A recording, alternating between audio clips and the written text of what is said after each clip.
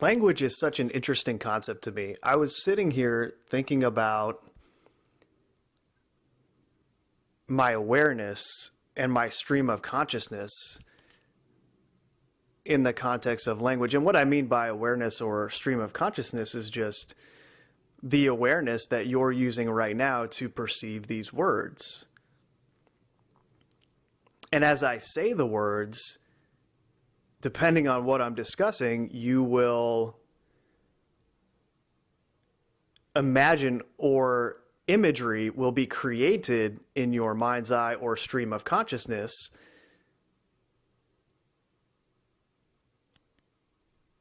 based on what you perceive in the context of your own experience.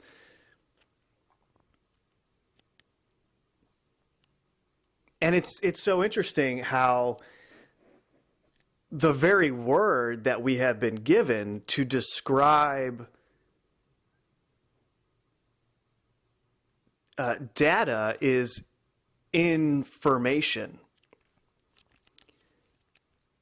In other words, if you break that down, it's in formation, like say a marching band or a military unit gets into formation before it executes its actions. It is the knowledge is structured. It is in a pattern or a routine. And you can break it down even further to in formation or in the process of formation. An idea that is evolving. And, it's just kind of the sense of humor about the whole situation where, of course, the word that we use, even right now, I would say, yes, I'm going to give you the information that I'm thinking right now. Even the word we use is describing the very process that is used to control our minds, right? Because our stream of consciousness, if you strip everything away and it was rhythmically flowing with the natural cycle of the earth outside of the influence of artificial culture, awareness is spontaneous. It is moment to moment. It would have no conception of so many of the concepts that take us out of that state of mind. And so the word information. That's where the concept of a thought form comes from.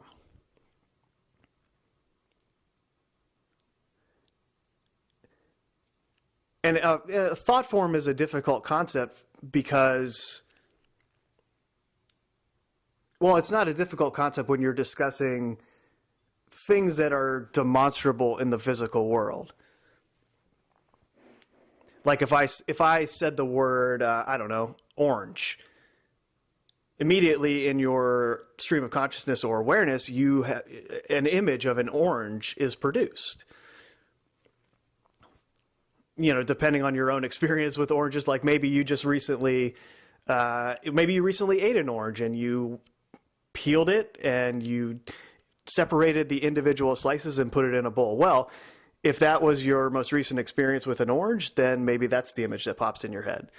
Or maybe you were just at a farmer's market and you saw a bunch of oranges piled up at one of the stands, and that's the image that comes into your head when I say orange. But of course, now by me saying those words and giving those examples, perhaps even if you didn't have that experience, now you imagined both of those scenes, right? That is the power of language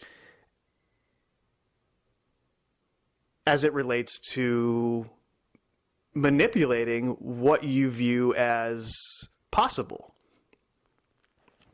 And that's how this system of mind control works. Especially when it relates to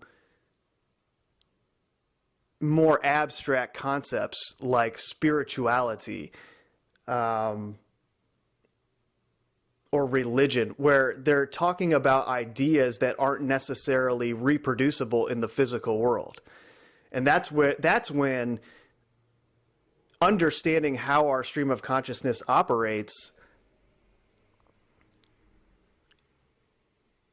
can really be taken advantage of.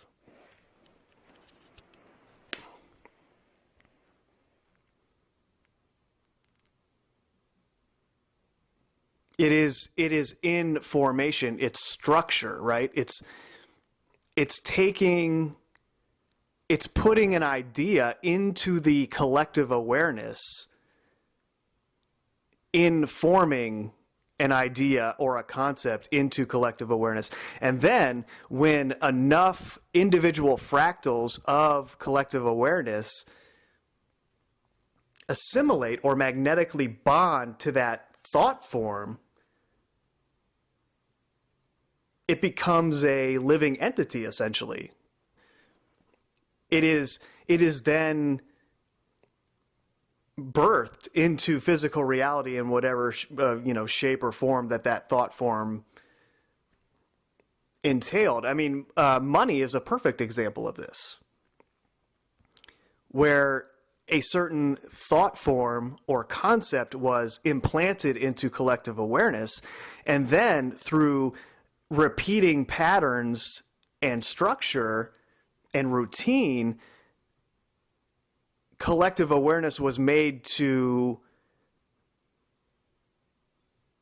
manifest, or not even necessarily manifest, but we assimilated a piece of paper into our collective awareness as representing value and energy when it's just a piece of paper. Of course, in our system, it represents debt, and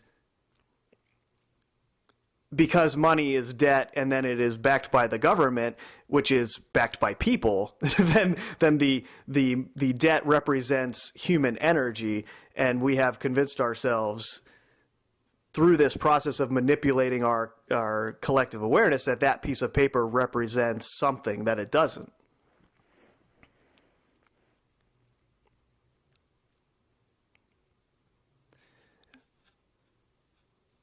So it's just fast. I mean, this is where the idea of ritual magic comes from. I mean, literally in the phrase itself is ritual. It is about creating. You see, the example of the orange that I was just talking about. You probably, depending on what you're doing while you're listening to this, you probably had, dozens of other thought forms that came into being in your stream of consciousness, and your mind produced images of whatever those things were, to the point where the orange was probably a distant memory until I brought it back up, right? And that's the problem from the perspective of this intelligence that's trying to manipulate our collective thought process. The problem is that the majority of these, because we are designed to naturally have a spontaneous interaction with reality from moment to moment, the majority of the thought forms that are created in your mind's eye are fleeting. They do not last.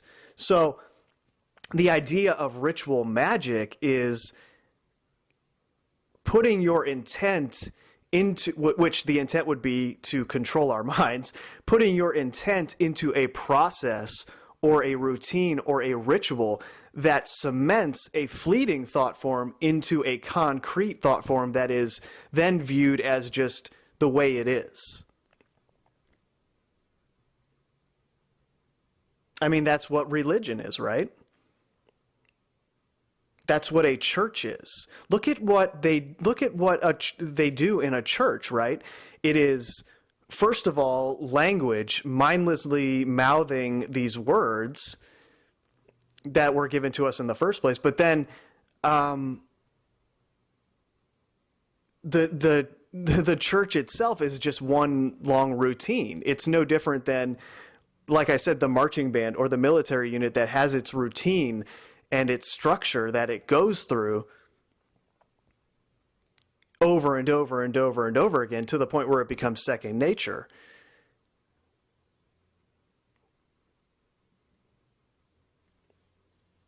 And it's the same thing with time, too. I mean, if you imagine yourself in an environment that didn't have anything that we have now, it was just, pristine, undisturbed, and unpolluted environment, right? And you would just flow with the natural environment and its natural cycles, right? You would have no concept of time as we know it today.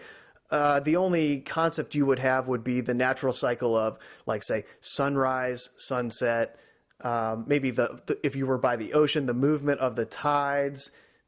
You have to think there would be no television or anything like that. So, you might have a knowledge of the stars and their path. And over the years, you might be able to establish certain patterns that are taking place within the natural cycle. Like the seasons would be another easy one to point to, where you would see spring change into summer and then into fall and then into winter, right? That would happen year after year. So then you get an idea of the seasons. But living in that environment, you would have no concept of mechanical time as we have it. There would be no seconds, minutes, hours as we know it. And so you can see how that was a thought form implanted into our collective awareness that disconnected us from spontaneous interaction with the natural environment. And just think about how that process started, right? They couldn't just start right away with seconds, minutes, and hours and that whole thing. Well, no, they started with a sundial. If you go look at the history of quote unquote time, they'll tell you that, the earliest versions were sundials, where they would create devices so that the shadows would tell you what time of day it was. And again, that is the start of the disconnection. They sell it to us as this natural evolutionary process, right, to getting to where we are now. But that was them starting the process of a mechanical view of time. And then it progresses on from there till we get in the situation where we are now, where they literally took that thought form. They took that idea of it totally arbitrary. A second doesn't exist. An hour doesn't exist. But they implanted those ideas into our collective awareness. And then through routine and through repetition, we all came to believe that it is an actual thing. And a part of that was, if you go back to the Industrial Revolution, they started having time clocks. Everybody punched in and punched out. And then, shortly thereafter,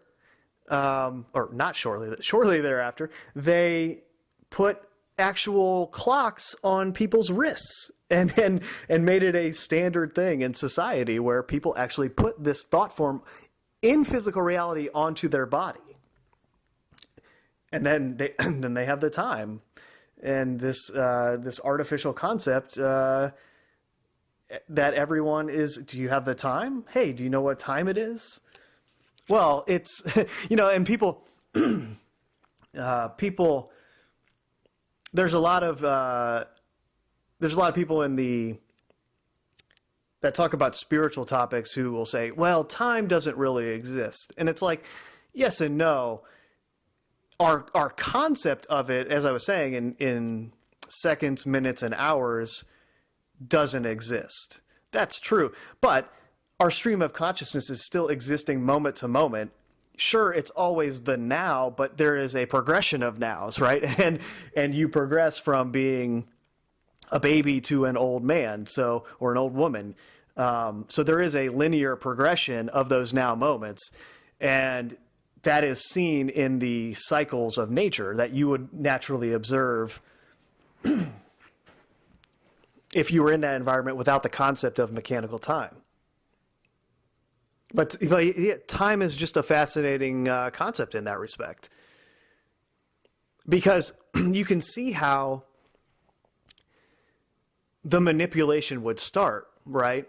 Because going back to the imaginary example of collective awareness that was not subjected to all this and just flowing with the natural environment, well, there would still be the cycles that you would be able to pick up. But where the disconnection might come in would be if all of a sudden we had concepts inserted into our minds of, well, yes, at this period in time, this is the solstice. And do you know that there's more energy during this period of time? And here, if you do this ritual, you'll be able to harness that energy. And then year by year by year, that ritual progresses. And the disconnection continues to where maybe, hey, if you do this ritual, you can get this power for your people, you know? And so you can see how, you can see the genesis of ritual magic in that respect, and how the disconnection would transpire. And that's where a lot of the quote unquote pagan rituals come from. And you can trace that all the way through to now, where you'll have people trying to manipulate through repetition routine the energy of life into their favor, so they can get themselves a big bank account and a nice house. Right? Like, I'm going to use this secret information to produce some magic for myself. And that is the disconnection. Using this information to benefit yourself at the expense of the whole. But that's what, so, I mean, going back to the idea of the thought form, I mean, that's what chakras are, right? It's kind of the same thing. There are, and this is going back to the idea of how it works better with, you know, abstract etheric spiritual concepts. At a certain point, the idea was seeded into our collective awareness that, oh, you have these energy centers in your body, and they're called chakras. And you have this kundalini energy that comes up your spine and into your head and bursts through the crown chakra. And this is the secret information that they don't want you to know. And no, that's not it.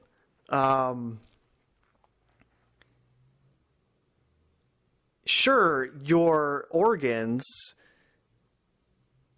have energetic fields. I mean, it's like the video on the heart, right? And the heart is this implosion vortex that has its own magnetic field, and it can actually be measured outside of the body, right? But all of the organs have their own magnetic field, and it works together holistically. It is a holistic field of energy. The disconnect then is to take that holistic field and say, oh, here, this is your heart chakra. Or this is your root chakra or your crown chakra, or it's artificial structure. It is disconnecting you from a spontaneous understanding of how your energy and awareness interacts with reality. In other words, they took that concept and they created a word and attached it to certain parts of the body artificially, and they created this thought form of controlling your energy. Because what do people do? They learn about this information, and then they go meditate a mantra or whatever, and they try to raise their kundalini, right? And that's just that's a control system. That's not life. That's totally artificial. You know, this idea that the pineal gland is the third eye. No, that's not it. Rene Descartes was the one who said that the pineal gland was the seat of the soul. And the reason he did that was because it was, at the time, he believed the only part of the brain that was singular, that didn't have a mirror to it on the other side, right? How you have the left and right brain, how you have the thalamus on each side. Like, the pineal gland was the only part that they knew of at the time that was singular. And they've since found other parts that are like that as well. But the idea that your awareness is seated in that little gland is ridiculous. That's not it at all. Your awareness is a whole field of information where all of the parts make up the whole, and you can't say that,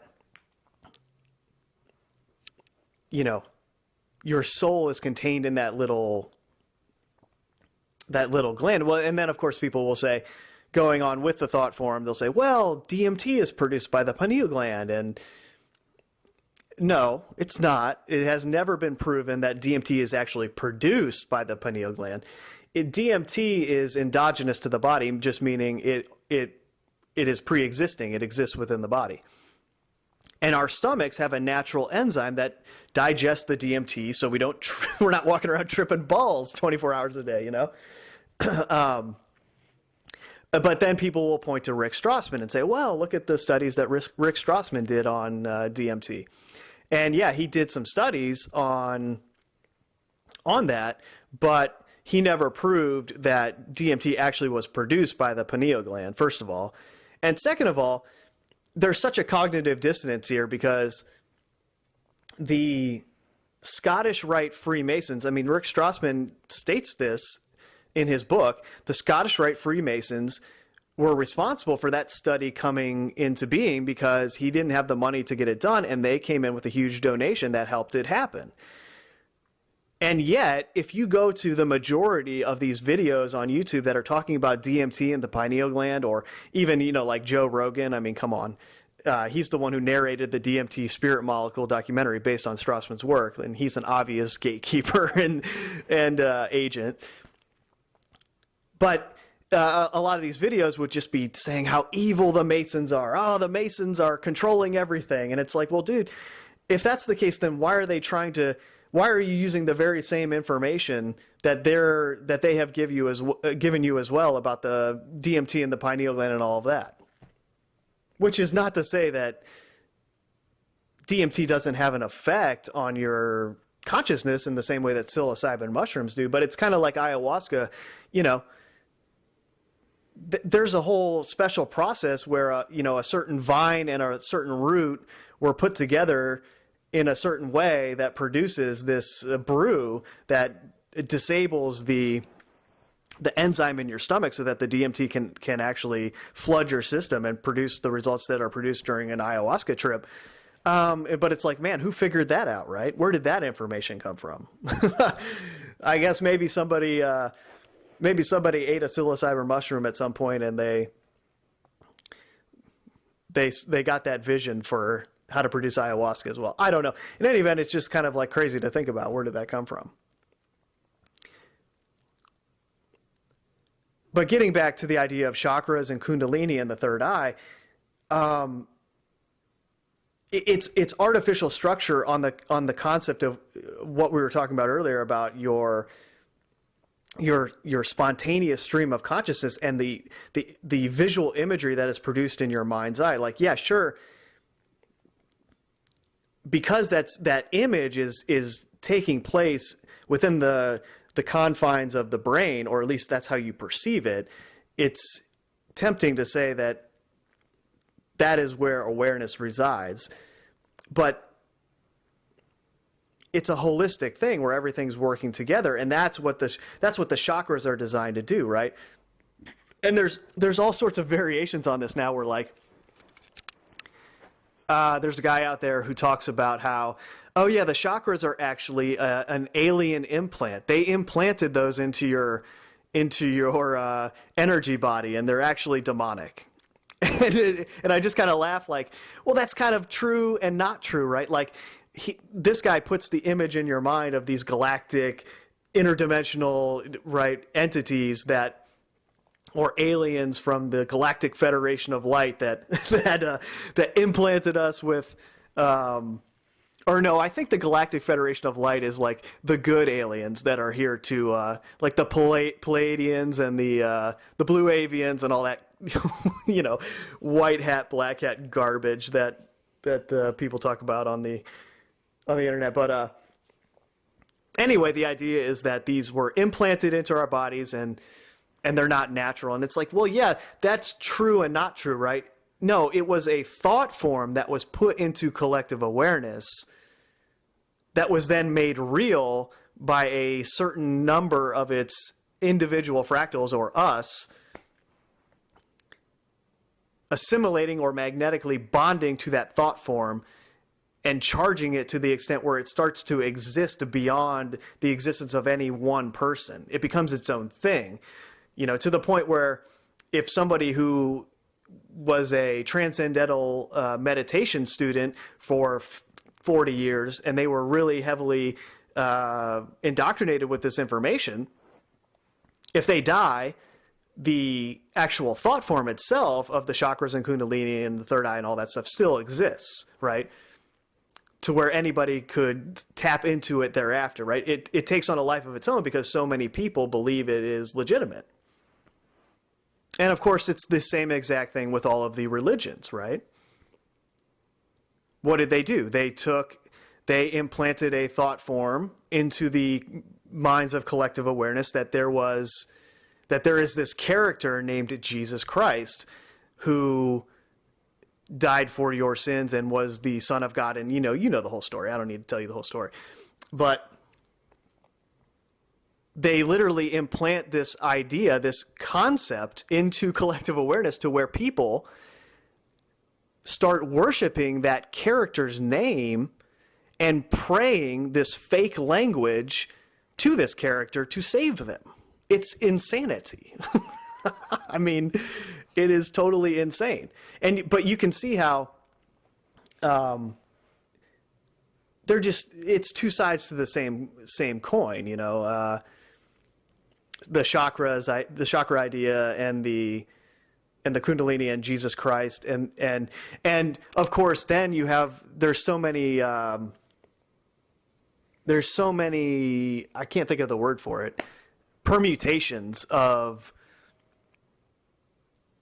the idea of Christ, right? Where you get to the point where they've now put this idea out there that, oh no, it's actually Christ consciousness, right? There's a guy who's everybody who's been into this information would know, Bill Donahue, who he takes the Bible and he says, oh yeah, you see, this is actually all about meditation. It's about your mind. That's what the Bible's about. And you can actually go on Bill Donahue's website and he says on his website that, yeah, born again Christians are actually Buddhists. And that's his whole idea, right? Oh yeah, the people that wrote the Bible actually were putting in this idea about meditation and all of the chakras and that whole thing. And here's my reasoning why. And so you can see how there are levels to it, right? Where the first level would just be the atheist versus the true believer.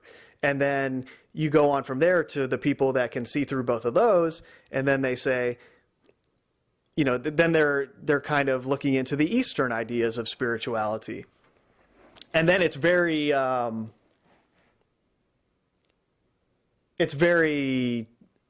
tempting to see the Eastern version of spirituality and then hear somebody like Bill Donahue and say, oh yeah, see, that's what actually the Bible was talking about too. This is the secret language. Oh yeah, and then you look at the Egyptians and the Eye of Horus. Yeah, they were actually talking about the pineal gland too.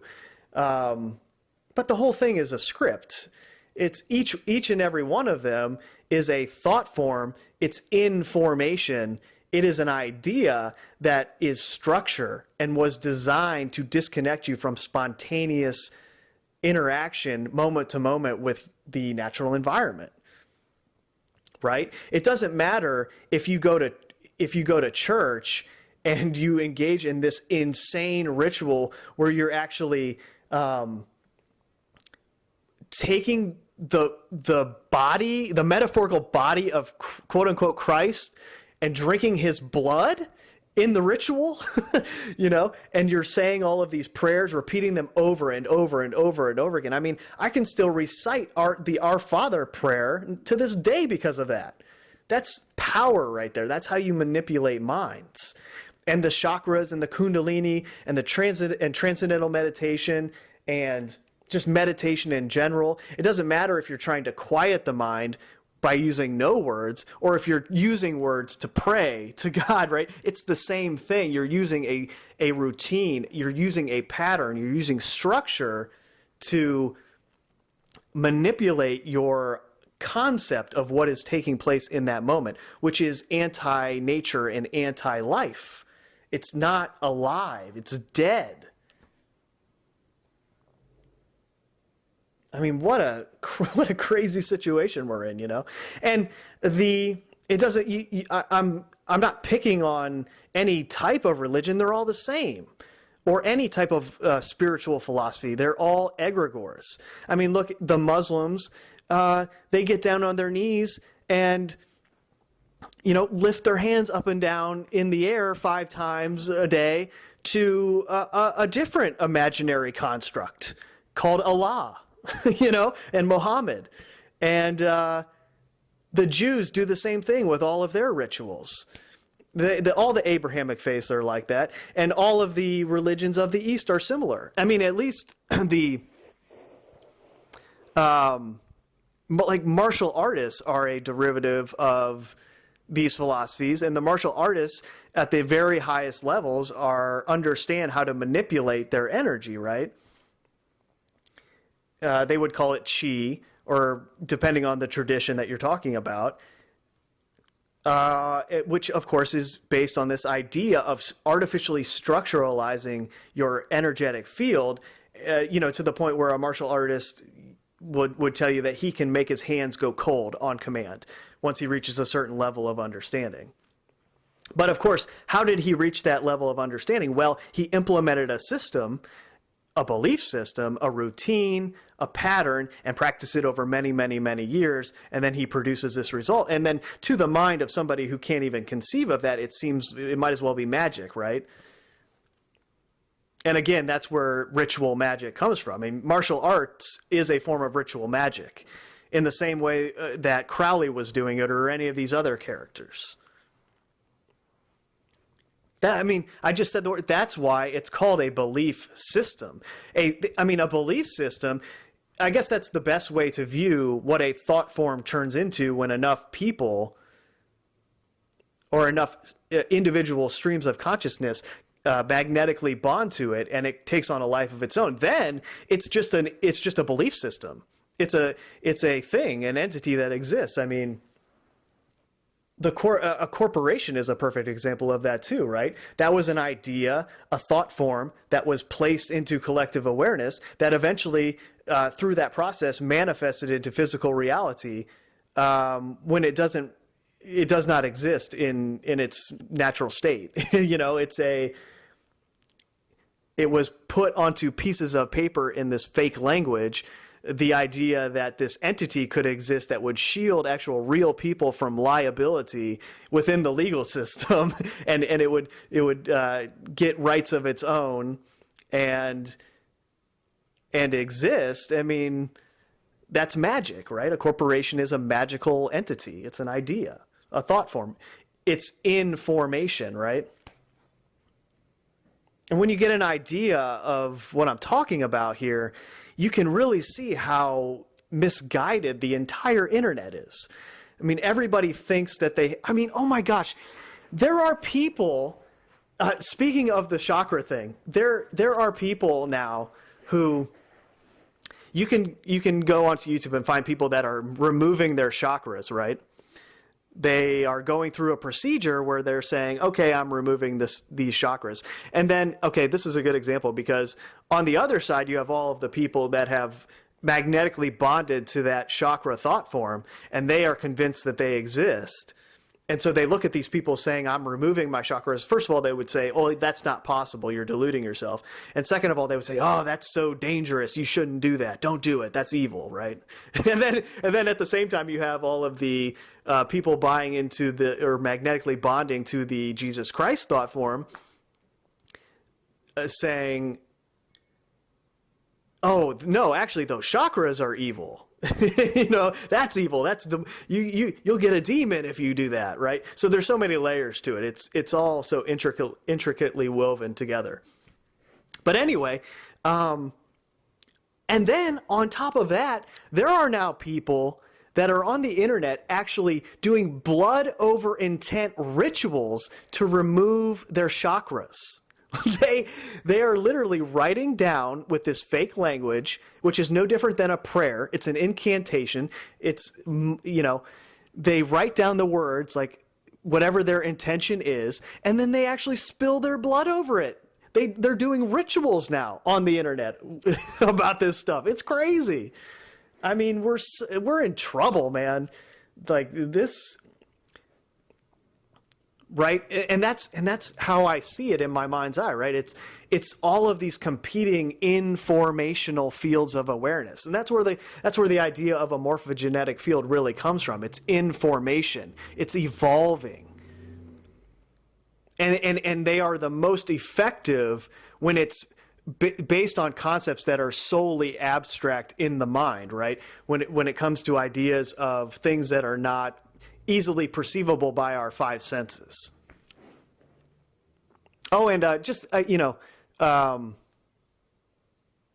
talking about the concept of Jesus Christ, I hope you can see that's just a name that was created. And there are so many levels to that too, like where you have someone like Joe Atwill or Acharya S, right, and then the whole zeitgeist movement, who they would say, oh yeah, see, that was a fake character. It was based on all the ones that came before it, and it's actually talking about sun worship, and there's all this astro-theological stuff in the Bible, and it's like, yes, that stuff's all there too, because do you understand that the same intelligence created all of these informational fields of awareness? It created all of these thought forms to compete with each other, so that it didn't matter which one you magnetically bonded to, because they're all artificial structure and they all detract your awareness from spontaneous resonance with the natural flow of the environment, which there is no belief system that can contain that, you see. So they had to create a character that would take some of the teachings that someone connected to nature would tell you about, and then get you to worship it's no different than worshiping a character in a movie, right? Because it was written into the script in the same way.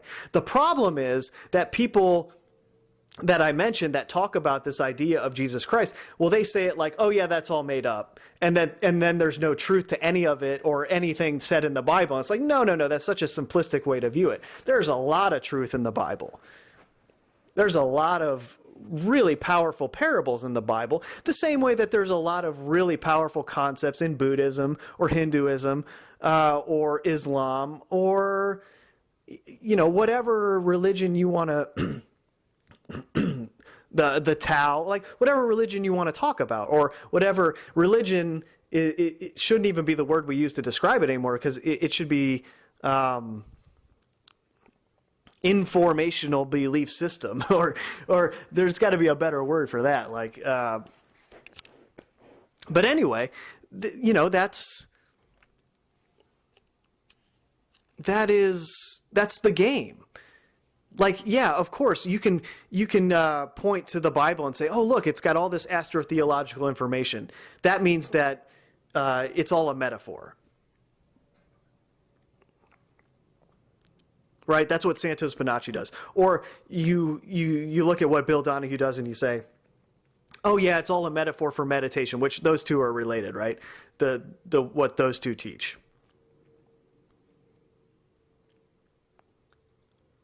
Oh, it's all a myth. It's all about the Christ consciousness, right? And that's what it's actually referring to. And that would be the The stuff that like Blavatsky talked about, or anybody who merged East and West together. Speaking of Blavatsky, oh my gosh. Do you know, this just really underscores how insane all of this is.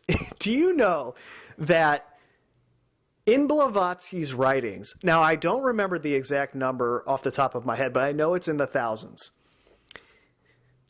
In her system of describing what awareness is, what reality is, what the spiritual realm is, Blavatsky postulated that there were something like 5,000 planes and subplanes of existence. That right there is insanity in all its glory, right? That's structure. That's artificial intelligence. That's a robot repeating what reality is. What? Thousands of planes and subplanes of this and that and the other thing in the spiritual realm? What relevance does that have to anything? That's a total concoction of the mind that is not what it is. It's not, it's the same way that I was talking about how a collective awareness, not subject to any of this artificial structure, would be able to look up at the sky maybe and see some patterns here and there, but it would still be flowing with the natural cycle, and it wouldn't be creating rituals out of it, right? Well, look at what we did, look at what they did, and they eventually put lines in the sky and demarcated 88 constellations artificially.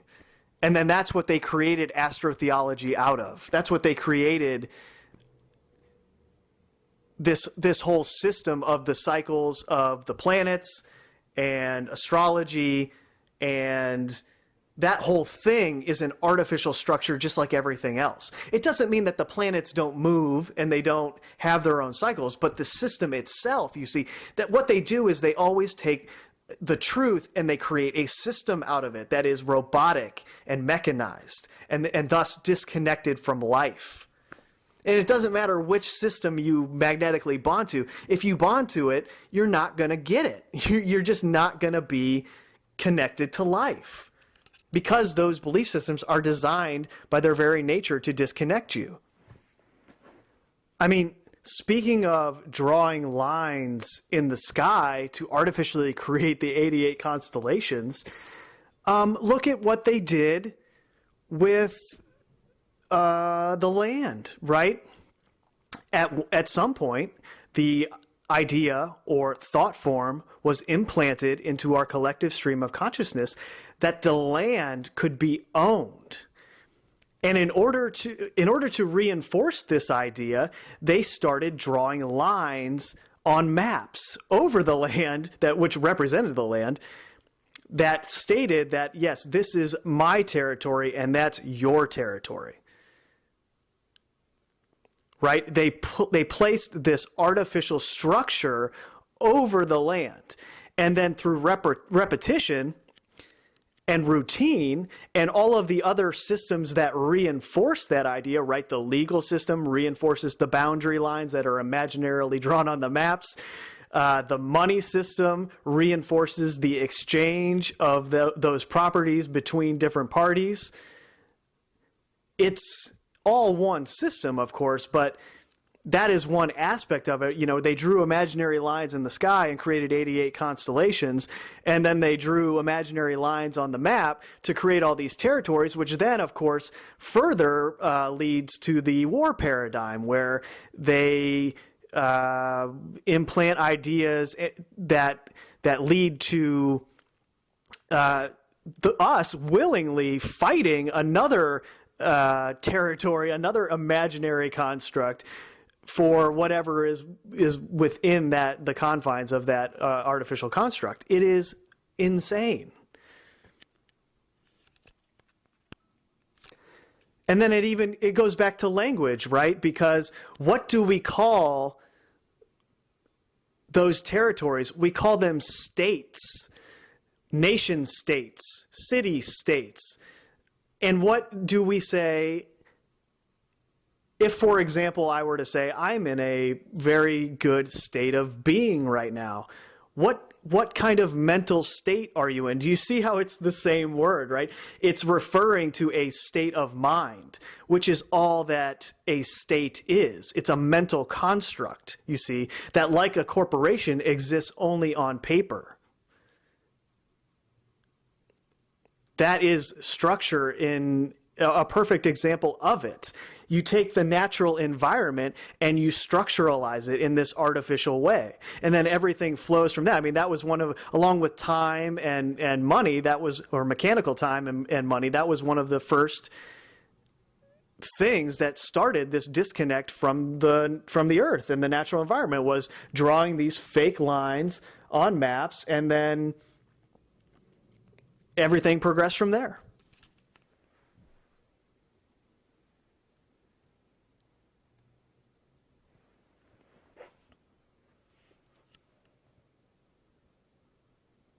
But I mean, sorry for that pause there. I just was kind of like, I'm in such awe of the whole thing. How did this happen? How did we end up in this situation? And then that's what I started talking about, is trying to figure out how it happened. And I think it's obvious that they just are adepts, whatever this intelligence is. They understand how to manipulate our stream of consciousness and our awareness and what we visualize in our mind's eye. And they understand how to create thought forms that eventually morph into belief systems that exist independently of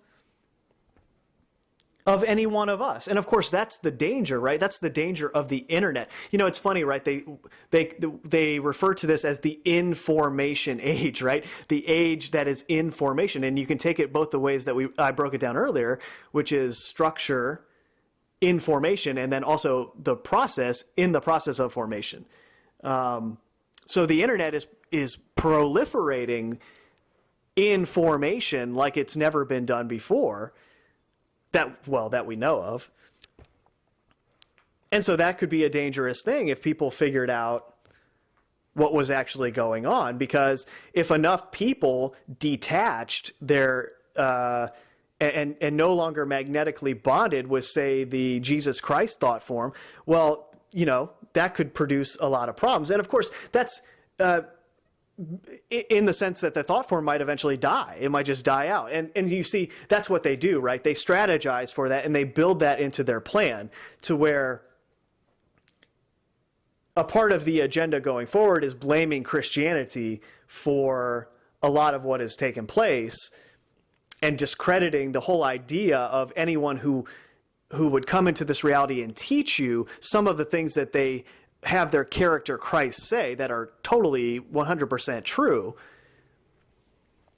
And they take that and they build it into what will be discredited, and then the whole thing is discarded, and then that creates the space in our collective awareness for a new thought form to be implanted. But of course, it's the same artificial structure in that new thought form as it was in the old one. It's just different labels. And that's where the word magic comes in this fake language that we speak. So there's a lot of nuance to what I'm saying here, especially as it relates to Jesus Christ, or the chakras and the kundalini, or any other belief system that has been assimilated by many, many different portions of collective awareness. It's not that they're not real. They are real, because that's how powerful the mind is. That's why this intelligence focuses on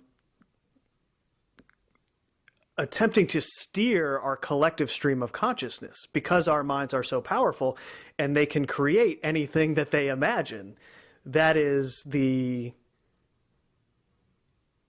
amazingness of our awareness and its existence within this reality.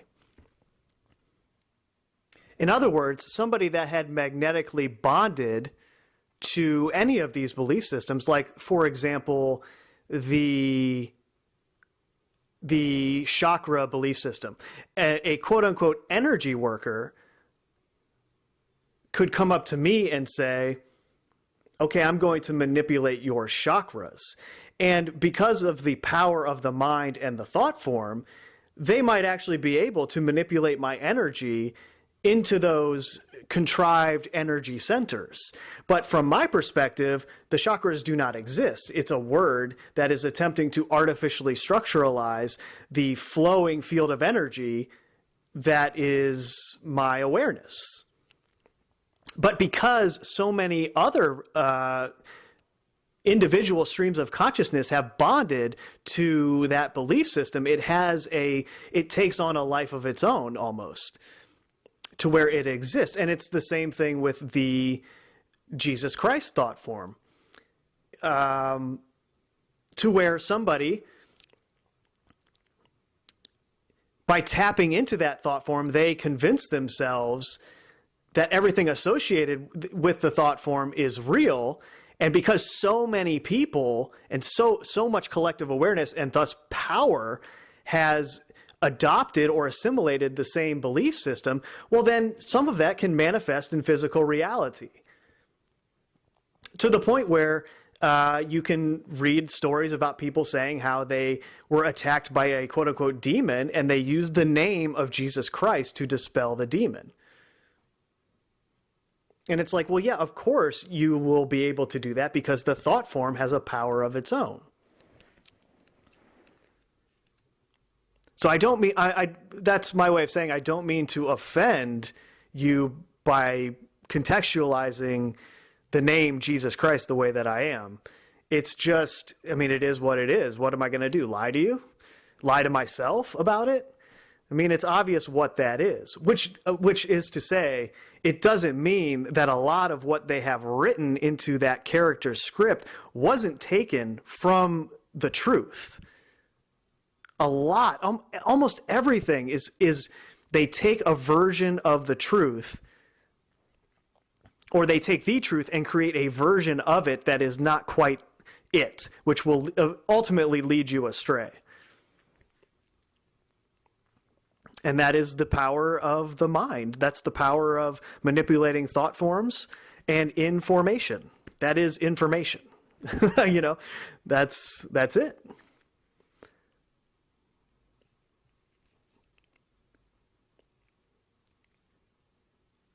You know, and especially when you talking about sort of ancient traditions and civilizations as being superior to what we experience now. Well, we're in such a state of disconnect now that it's easy to look back on, say, like the Native Americans in America and say, oh, well, they had it figured out. And again, that's a version of the truth. Yeah, sure, the Native Americans were much more connected to the environment, and their philosophy was way more conducive to creating a sustainable interaction with the earth. However, at the same time, you know, the Native Americans, when they still warred with other tribes even before the colonists got to America, and they would scalp the people they killed and dry out the scalps and use them as trophies. You know, that's no different than the Europeans who were cutting off kings' heads and putting them on spikes, right? I mean, my point being, the disconnect happened well before the Native Americans. Civilization, the history of civilization describes the initial disconnect, and that's why you know, Sumeria and Babylon and the Tower of Babel and language plays such an early role in that story, right? The confusion of languages, because the language itself was the first thing that disconnected our awareness from perceiving reality in the way that it is designed to perceive it. And that's really the whole point of what I'm getting at within my own mind right now, in my own stream of consciousness, which is these words that I'm speaking, I'm never going to be able to describe the true state of my own awareness using these words. I mean, I can try, but it's never going to quite do it because these words that I'm speaking is magic. They are spells, right? Spelling. It's literally designed to create limitations conceptually in what we can imagine. It's all about limiting imagination. That's what it boils down to.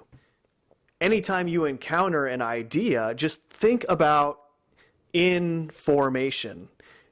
The concept or belief system that's being presented to you is information. It's structured and it's evolving. So contextualize it in that way, and you can detach yourself from magnetically bonding with it and just view it for what it is, which is artificial structure, artificial intelligence.